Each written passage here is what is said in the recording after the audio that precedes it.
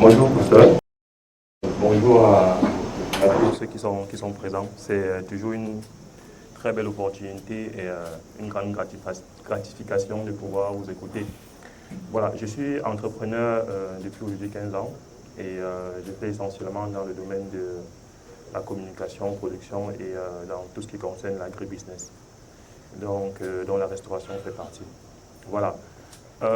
Déjà, avant de parler du sujet exactement qui concerne mon activité et qui est aussi l'activité de beaucoup de Camerounais, c'est au niveau de la corruption que j'ai une petite préoccupation et une suggestion en même temps. Étant donné que nous sommes dans une dynamique évolutive, c'est-à-dire de partir sur un nouveau paradigme, et le constat est fait que la corruption aujourd'hui fait partie de nos mœurs et c'est ancré même dans nos habitudes. Et finalement, on fait avec, sauf que les conséquences sont désastreuses et à tous les niveaux. Donc, du coup, je me suis dit, OK, au-delà de pouvoir proposer en fait une modernisation des services qui naturellement vont réduire l'interaction financière avec du cash et limiter la corruption, ça c'est sur le plan pratique. Mais je me dis, il est important de pouvoir inculquer dans l'esprit des gens. Parce qu'en ingénierie sociale, c'est lorsque vous inculquez une valeur dans l'esprit de quelqu'un, vous avez la garantie qu'elle va perdurer. Et c'est pour ça qu'on dit aussi que la colonisation est avant tout mentale avant d'être physique. Donc, c'est-à-dire pouvoir dissuader. Et nous pouvons prendre le cas, par exemple, de la Chine, qui est un pays qui, par le passé, était plus ou moins dans le même statut que nous et a utilisé les méthodes Ford. Ça va paraître excessif, mais je pense que si on veut vraiment avancer, il serait important de prendre ce problème à bras le corps et surtout proposer un ensemble de solutions efficaces, d'où le cas de la Chine, comme je disais tantôt, qui aujourd'hui condamne même à peine de mort des personnes qui sont reconnues coupables de corruption. Donc je pense qu'il faudra intégrer ça et ça pourra naturellement aider à pouvoir dissuader les gens. Voilà, donc c'est ce que je voulais dire sur ce plan-là. Maintenant, en ce qui concerne l'entrepreneuriat, nous avons écouté, vous avez dit beaucoup de choses très intéressantes et votre programme depuis de belle lurette a plus ou moins ces éléments-là disponibles. Il y a des mises à jour aujourd'hui et c'est déjà très très satisfaisant pour nous.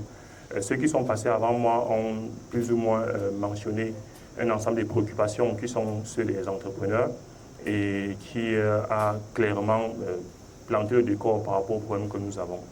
Voilà, mais j'ai une autre préoccupation. On a plus ou moins écouté tout ce qui sera mis en place comme dynamique en termes de production avec les différents bassins agricoles et tout ce qu'il y a comme investissement qui va générer naturellement au-delà de l'emploi, de la valeur ajoutée, mais un produit. Mais un problème risque de se poser, ce sera le problème que nous, entrepreneurs, nous avons sur le terrain, c'est que nos produits sont difficilement consommés par les Camerounais et pas parce qu'ils ne sont pas de qualité. Je prends le cas, par exemple, des jus qui sont transformés et en ce qui concerne les espaces qui sont alloués pour pouvoir écouler ces produits-là dans les supermarchés, vous allez vous rendre compte que 70% des produits les plus visibles sont des produits exportés, c'est-à-dire des produits qui ne sont pas faits chez nous.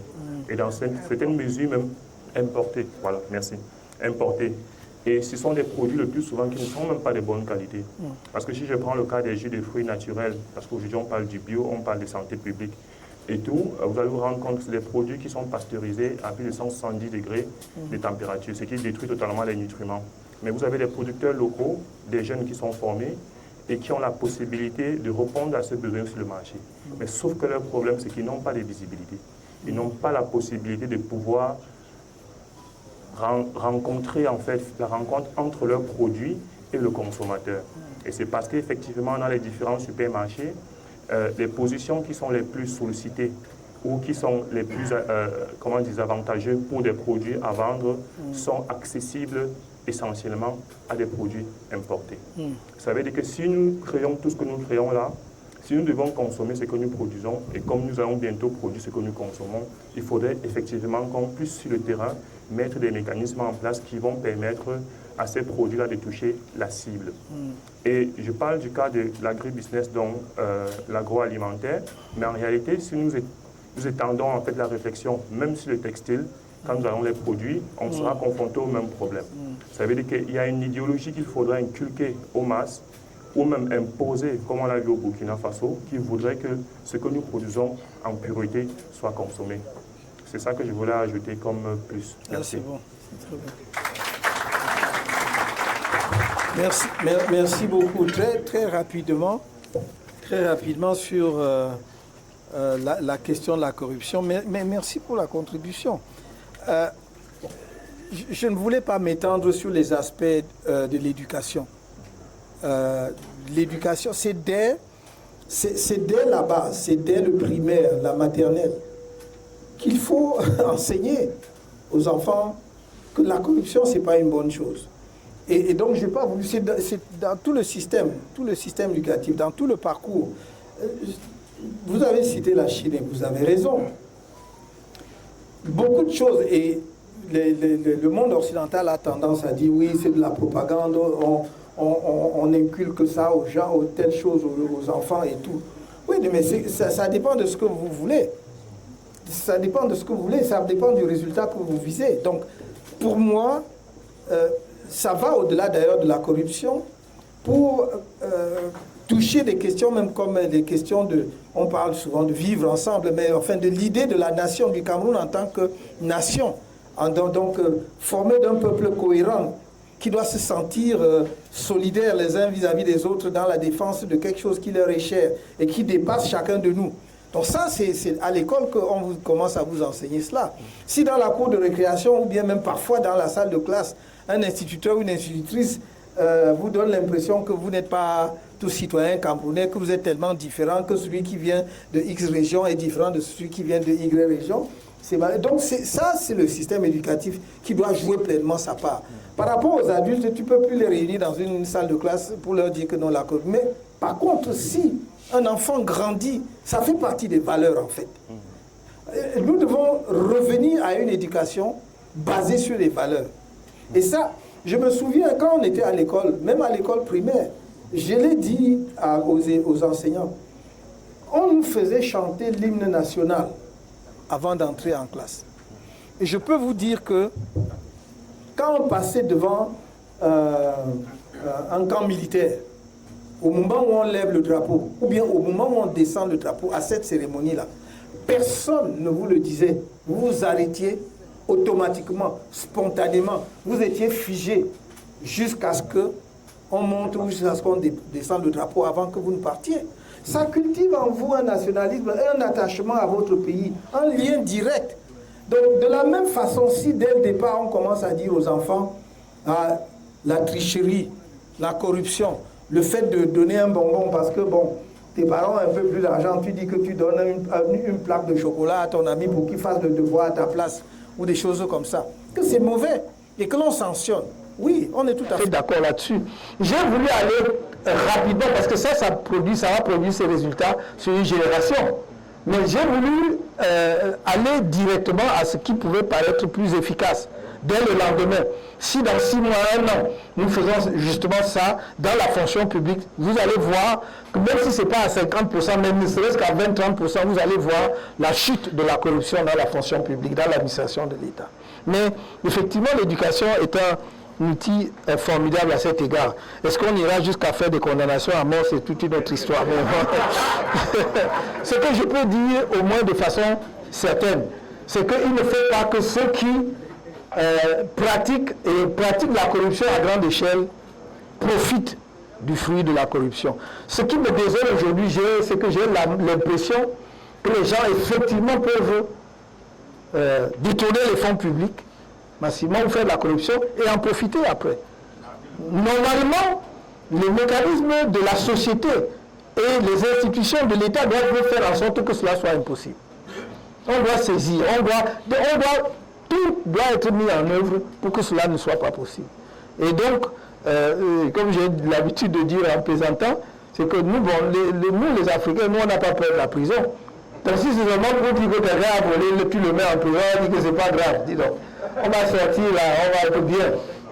Non, il ne faut pas qu'on puisse profiter de ce que l'on a arraché à la collectivité, alors que c'était destiné peut-être à sauver des vies humaines pour ce qui est de la santé ou promouvoir le développement économique en général par une bonne éducation. Enfin, vous avez posé le problème de la production locale du Made in Cameroun et de sa consommation. Je crois que c'est un problème un peu complexe. Moi, j'ai eu à discuter un jour avec un des promoteurs de supermarchés, notamment parmi les grands connus à Yaoundé, pas ceux qui sont déjà à Douala. J'ai eu à échanger avec lui. Je lui dis, mais bon, comment on fait pour que... Parce que, évidemment, certains jeunes nous posaient ce problème-là. Pour que les produits camerounais, ce que les gens fabriquent, voilà, que ce soit exposé à de bonnes positions dans vos supermarchés, que vous puissiez écouler, que les Camerounais consomment leurs produits. Il m'a dit, il ne faut pas que les gens viennent vous raconter des choses. Il m'a dit, si tu amènes un d'entre eux qui est capable de m'approvisionner de manière continue, et avec la même qualité, en ton nom, je vais lui donner même la première place ici dans l'exposition. Et le problème, c'est que les jeunes viennent, ils apportent un produit. C'est vrai, ils font beaucoup d'efforts, par exemple, sur le packaging aujourd'hui. Donc c'est très beau, c'est très attractif. Et toi, tu fais la promotion. Tu essaies de promouvoir le produit. Et le client vient la semaine d'après, il n'a plus le même produit. Tu as même tué le magasin parce que parfois, c'est à partir d'un produit que tu attires la clientèle. Et quand le client vient, il ne trouve plus, il ne vient pas venir dans ton magasin demain. Donc il faut être conscient de cela. Et il faut donc les jeunes qui... C'est pour cela que les jeunes, quand ils ont mis quelque chose au point, ils doivent apprendre à industrialiser leur production, à créer des chaînes de production. Ce que je note chez beaucoup de nos jeunes, c'est qu'ils font encore l'économie comme nos arrière-grands-parents. C'est-à-dire, oh, moi j'ai fait mon petit truc là, c'est pour moi. Je veux m'associer à personne. Voilà, il reste donc à un niveau micro, il ne peut pas se développer, il ne peut pas satisfaire la demande. Or, je dis toujours que il vaut mieux, comme me dit un de mes très proches, il me dit, il vaut mieux avoir 1% d'une affaire qui marche que 100% d'une affaire qui ne marche pas. Si vous avez 1% des actions, bon, j'allais prononcer le nom d'une entreprise, je ne suis pas là pour faire leur promotion. Mais les Camerounais aiment ça beaucoup, ils vivent là, ils veulent tout ça. Si vous avez 1% de ça, vous gagnez infiniment plus d'argent que quelqu'un qui va dire que j'ai mon unité de ceci et tout cela. Donc, il faut que dans le jeune qui veut produire son jus de fruits là, se dise que ce que j'ai fait de manière artisanale, voilà, j'ai prouvé que je suis capable de le faire. Maintenant, il faut que je porte à un niveau où je peux alimenter une chaîne de supermarchés.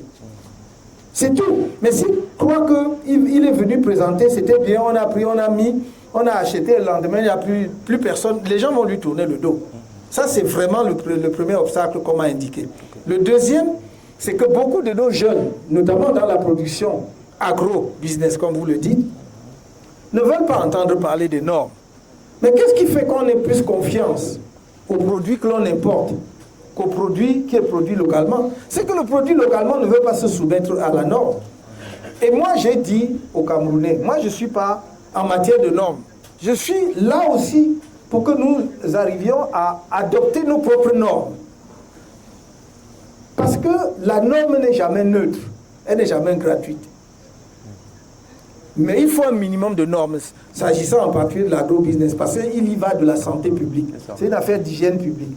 Si vous mettez sur le marché un jus de fruits qui va être frélaté et qui peut nuire à la santé parce que ça a tourné, comme on dit, un jour ou 2 jours après, ça c'est extrêmement grave. Par contre, si vous passez par la norme, parce qu'il y a des caractéristiques qui montrent que votre jus peut durer 1 semaine, avant de périmer, on va mettre l'étiquette en conséquence. Donc il faut aussi que là, nous définissions nos normes nationales, parce que je dis, les normes ne sont pas neutres.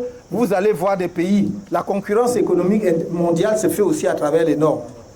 Quand on veut bloquer vos importations, on peut élever la norme. On peut dire que, en fait, le standard c'est 2%. Mais on dit que pour vous, il faut atteindre 5%, alors qu'à partir de 2%, il n'y a plus aucun risque. Donc il faut que, lorsque nous avons défini des normes nationales camerounaises, que chaque jeune entreprise qui veut promouvoir ses produits se soumette à la norme.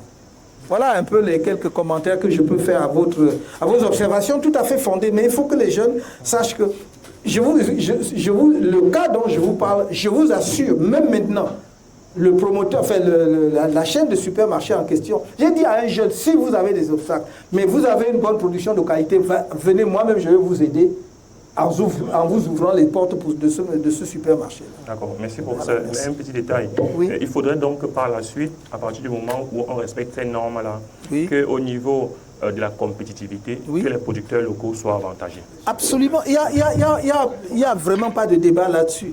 Okay. Je ne vous dirai pas que je vais faire la préférence nationale tous azimuts.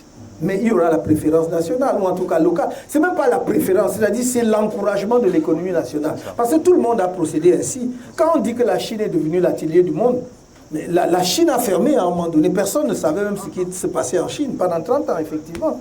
Après, quand ils ont ouvert tout le monde, donc nous aussi, on doit apprendre cela. On est en train de faire la ZLECAf, c'est-à-dire la zone de libre-échange. Quand je dis, vous là, les entrepreneurs, vraiment, ne raisonnez plus simplement à l'échelle du Cameroun. Quand on veut faire des champions continentaux, c'est parce que désormais, même sur le plan juridique, alors que avant, bon, il fallait les barrières, bon, il a fait l'Afrique centrale pour aller dans telle zone, après il fallait aussi des barrières là-bas. Non, avec la zone de libre-échange continentale, soit dit en passant dans l'actualité, la RDC qui a accueilli le conseil des ministres de la ZLECAf, il a communiqué à la ZLECAf les 6000 produits qu'ils veulent mettre sur le marché dans la concurrence. Et ils ont également introduit la liste des produits qu'ils veulent protéger.